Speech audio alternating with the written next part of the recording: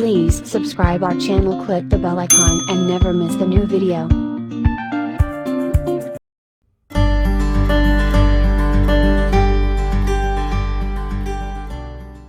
Hi, வணக்கம் and welcome to Dhivya Arts and Crafts. இன்னைக்கு நம்ம வந்து நம்மளுடைய குர்தீஸை எம்ப்ராய்டரியில் எப்படி டிசைன் பண்ணலாம் அப்படிங்கிறத பார்க்க போகிறோம். இது வந்து ஒரு டிஃப்ரெண்ட்டான ஒரு எம்ப்ராய்டரி. இது வந்து ஃப்ரெஞ்ச் நாட்டுன்னு சொல்லுவாங்க, பேர்ல் ஸ்டிச்சுன்னு சொல்லுவாங்க, தமிழில் வந்து முத்து தையல்னு சொல்லுவாங்க.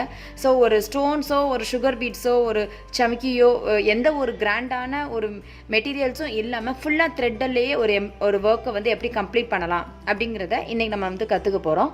இதுக்கு வந்து தேவையான பொருட்கள்னு பார்த்திங்கன்னா ரொம்ப கம்மி தான். நம்ம எப்போ யூஸ் பண்ணுற மாதிரி மைக்காஸ் அண்ட் சில்க் த்ரெட்டு, ஒரு நீடில், இது மட்டும் இருந்தாலே போதும். நம்ம வந்து இந்த குர்த்தியை ரொம்ப கிராண்டாக நம்ம நல்லா டிசைன் பண்ண முடியும். இப்போ நான் வந்து மிரர் வச்சு பண்ணணும்னு நான் சொல்லியிருக்கேன். ஸோ மிரர்ன்றதை நான் எப்பயும் சொல்கிறது தான். மிரர் வந்து நீங்கள் ஒரிஜினல் மிரர் பீசஸ் வாங்கி வச்சிங்க அப்படின்னு சொன்னால் உங்களுடைய ஃபேப்ரிக்கோட வெயிட் வந்து ஜாஸ்தி ஆகிட்டே இருக்கும். ஸோ அதுக்காக மைக்கான்னு சொல்லிட்டு கடையில் கேட்டிங்கன்னா கிடைக்கும். இது வந்து ரொம்ப லெஸ் வெயிட்டாக இருக்கும், அதே நேரத்தில் மிரரோட எஃபெக்ட்டும் உங்களுக்கு கரெக்டாக கொடுக்கும். ஸோ இதை வாங்கி நம்ம நார்மலாக ஃபேப்ரிக் க்ளூ வச்சு ஸ்டிக் பண்ணிக்கலாம்.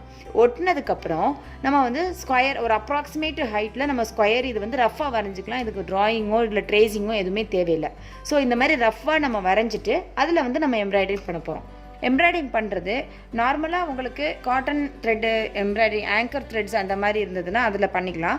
சப்போஸ் அது இல்லை உங்கள்கிட்ட சில்க் த்ரெட் தான் இருக்குது அப்படின்னு சொன்னால் சில்க் த்ரெட்டை வந்து 6 strands எடுத்து நம்பர் 7 எப்பயும் நம்ம யூஸ் பண்ணுற நம்பர் 7 க்ரீவல்ஸ் அந்த நீடிலில் நீங்கள் வந்து 6 strands டபுளாக போட்டிங்கன்னா ஆப்வியஸ்லி உங்களுக்கு இந்த மாதிரி ஒரு திக்கான 12 strands வரும். 6 strands ரெண்டாக போட்டு நீங்கள் எட்ஜில் நீங்கள் நாட் போடும்போது உங்களுக்கு வந்து 12 strands வரும். இந்த மாதிரி 12 strands எடுத்துகிட்டு அதை வந்து நம்ம வந்து எம்ப்ராய்டிங் பண்ணுறதுக்கு யூஸ் பண்ணிக்கலாம். இப்போ பாருங்கள், இந்த மிரரில் வந்து எப்படி எம்ப்ராய்டிங் பண்ணணும் அப்படிங்கிறத நான் ஏற்கனவே வீடியோஸ் போட்டிருக்கேன். கண்டிப்பாக அது உங்களுக்கு புரியும். புரியாதவங்க இதையும் பார்த்து சில்க் த்ரெட்டில் எப்படி போடலாம் அப்படிங்கிறத நீங்கள் ட்ரை பண்ணிக்கோங்க.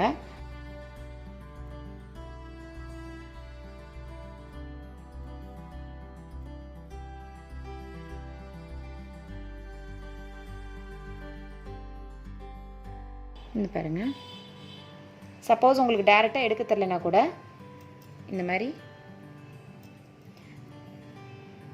த்ரெட்டு வந்துருச்சு அப்படின்னா போடையிலேயே எடுத்துட்டு அப்புறம் இன்னர் சைட்லேருந்து எடுத்துக்கோங்க. நார்மலாக ஆங்கர் த்ரெட்டில் போடுறதுக்கும் இதில் போடுறதுக்கும் என்ன வித்தியாசம் அப்படின்னு கேட்டிங்கன்னா, ஆங்கர் த்ரெட் வந்து உங்களுக்கு போடுறதுக்கு கொஞ்சம் கன்வீனியண்ட்டாக இருக்கும். சில்க் த்ரெட் வந்து கொஞ்சம் வந்து இந்த மாதிரி சிக்காகும், கொஞ்சம் பொறுமையாக பண்ணணும். மற்றபடி ஆங்கர் த்ரெட் வந்து உங்களுக்கு ஒரு காட்டன் த்ரெட் மாதிரி இருக்கும். பட் சில்க் த்ரெட் வந்து ஒரு எம்ப்ராய்டரி எஃபெக்ட், நல்ல ஒரு எம்ப்ராய்டரி எஃபெக்டை உங்களுக்கு கொடுக்கும். ஸோ இதுதான் அதுக்கும் இதுலேயும் உள்ள வித்தியாசம். ஸோ எந்த த்ரெட் இருந்தாலும் எம்ப்ராய்டிங் போடுறதுக்கு நமக்கு ஈஸியாக தான் இருக்கும். இந்த மாதிரி நம்ம போட்டுட்டு கம்ப்ளீட் பண்ணிக்கலாம். ஸோ இதை பின்னாடி திருப்பி நீங்கள் நாட் போட்டுக்கலாம். இப்போ மிரர் ஒர்க் போட்டதுக்கப்புறம் நம்ம வந்து மேலே ஃபுல்லாக பேர்ல் ஸ்டிச் பண்ண போகிறோம். அதே மாதிரி நம்பர் 7 நீடில் 6 strands த்ரெட் எடுத்திருக்கேன். ஸோ ஒன் சைடு 6 strandsங்கும் போது டபுள் சைடாக வரும்போது அது 12 strands வந்துடும். ஸோ அந்த மாதிரி 6 strands த்ரெட்ஸ் எடுத்திருக்கேன். இப்போது நார்மலாக கீழேருந்து எடுக்கிற மாதிரி எடுத்துக்கலாம். ஃபர்ஸ்ட்டு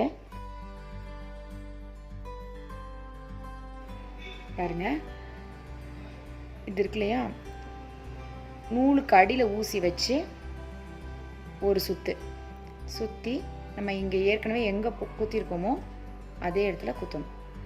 குத்திட்டு இந்த நூல் இருக்கு இல்லையா, இந்த நூலை வந்து டைட்டாக நம்ம பிடிச்சிக்கிறணும்.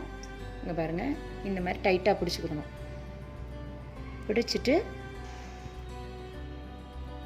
இந்த மாதிரி வரையில் கடைசி வரைக்கும் விரலை வச்சு அதை கொண்டு வரும். பாருங்கள், இந்த மாதிரி இருக்கும் பேர்ல் ஸ்டிச். இப்போ இதை வச்சே நம்ம வந்து ஃபில் பண்ண போகிறோம். திரும்ப நான் சொல்கிறேன், இப்படி சுற்றி அதில் அதே இடத்துல நம்ம குத்திடுறோம். இதே மாதிரியே நம்ம இந்த டைமண்ட் ஃபுல்லாமே கவர் பண்ணி போட போகிறோம். ஏர்லியர் டேஸில் வந்து ஸ்டோன்ஸு ஜமிக்கீஸ் அந்த மாதிரிலாம் இல்லாத போது இதை தான் வந்து அந்த பேர்லோட எஃபெக்ட் வர்ற மாதிரி போட்டிருப்பாங்க. ஸோ அதனால தான் இது வந்து பேர்ல் ஸ்டிச்.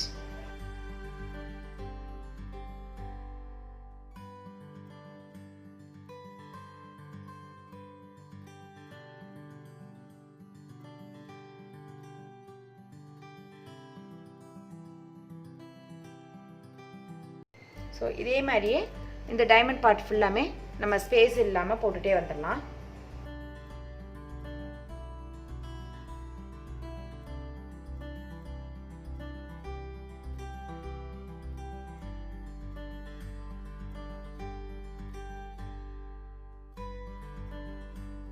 டைமண்ட் ஷேப்புன்னு சொல்லியிருந்தேன் இல்லையா?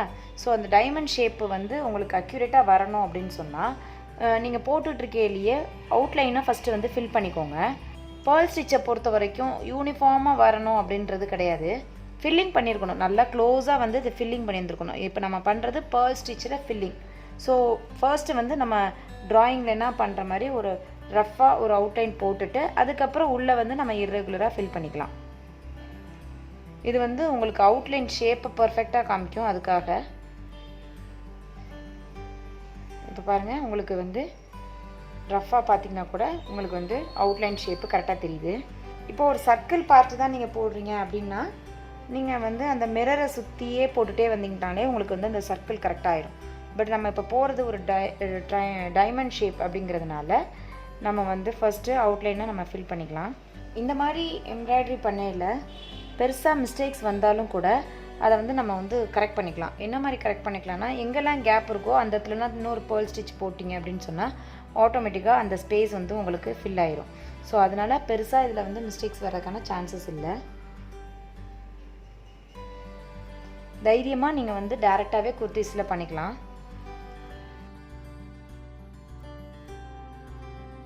ஸோ இந்த மாதிரி நம்ம அவுட்லைன் ஃபில் பண்ணிவிட்டு இப்போ உள்ளே இருக்கிற கேப்ஸில் ஃபுல்லாமே நம்ம திரும்ப இதே பேர்ல் ஸ்டிச்சை போட்டு நம்ம கம்ப்ளீட் பண்ணிக்கலாம்.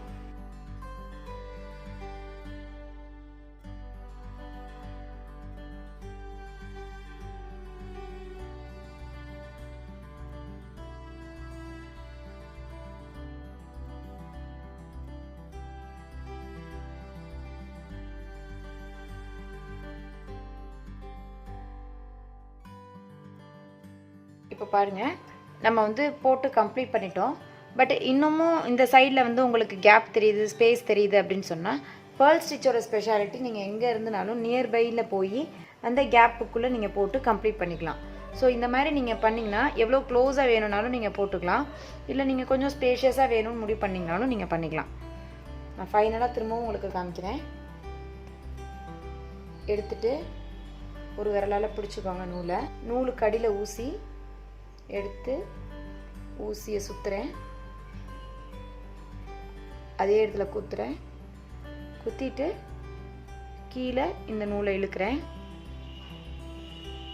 இழுக்கும் போது இந்த விரலில் இந்த நூலை வச்சுருக்கேன்.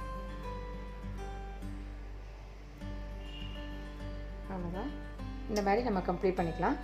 கம்ப்ளீட் பண்ணிவிட்டு ஃபைனலாக பின்னாடி திருப்பிட்டு நம்ம வந்து நாட் போட்டுக்கலாம்.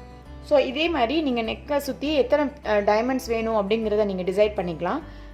இன்னொரு நான் உங்களுக்கு ஒரு ஆப்ஷன் சொல்கிறேன். இப்போ சப்போஸ் உங்களுடைய மெட்டீரியல் ஒரு குர்த்தீஸோட டாப் வந்து நீங்கள் வந்து ரொம்ப ப்ளைனாக எடுத்திருக்கீங்க அப்படின்னா நீங்கள் என்ன கலரில் லெகின்ஸ் ஷால் போடணும்னு நினைக்கிறீங்களோ அந்த கான்ட்ராஸ்ட் கலரில் நீங்கள் எம்ப்ராய்டரி போட்டுட்டிங்கன்னா அந்த எம்ப்ராய்டரிக்கு மேட்சாக நீங்கள் வந்து அந்த லெகின் டாப்பை வந்து லெகின்ஸ் அண்ட் ஷாலை வந்து நீங்கள் யூஸ் பண்ணிக்கலாம். ஸோ இந்த மாதிரி ஒரு பிளைன் டாப்பை கூட நம்மளுடைய க்ரியேட்டிவிட்டிக்கு நமக்கு தேவையான கலர்ஸில் நீங்கள் வந்து டிசைன் பண்ணிக்கலாம். ஸோ கண்டிப்பாக இந்த வீடியோஸ் உங்களுக்கு எல்லாருக்கும் யூஸ்ஃபுல்லாக இருக்கும்னு நான் நம்புகிறேன். நீங்களும் வீட்டில் எல்லோரும் ட்ரை பண்ணி பாருங்கள். ஃப்ரெண்ட்ஸ்க்கு ஷேர் பண்ணுங்கள், லைக் பண்ணுங்கள், சப்ஸ்கிரைப் பண்ணுங்கள். Please don't forget to subscribe our channel. Thanks for வாட்சிங். கீப் ஆன் வாட்சிங். தேங்க்யூ.